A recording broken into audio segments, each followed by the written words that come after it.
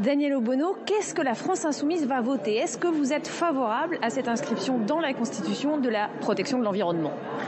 Nous pensons que c'est surtout une manœuvre électorale de la part du président de la République, une manière de se donner un vernis écologiste, mais sur le fond, en vérité, ce qu'il y a déjà dans la Constitution, à savoir la Charte de l'environnement, donne des gages. Et puis surtout, ce qu'il faudrait faire par rapport à la Constitution, c'est un vrai débat. Nous avions proposé depuis le début du mandat une série de mesures, notamment le fait d'introduire la règle verte qui indique que nous ne pouvons consommer que ce que la Terre est en capacité de produire, et donc on donne une direction globale. Nous avions également proposé une résolution pour une bifurcation écologique et solidaire qui donne des grands axes de politique et de mise en œuvre de politique publique.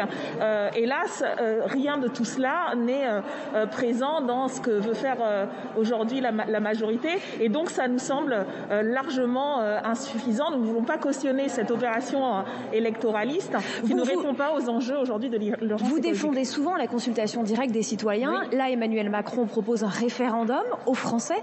Pourquoi êtes-vous contre ce référendum, ce processus?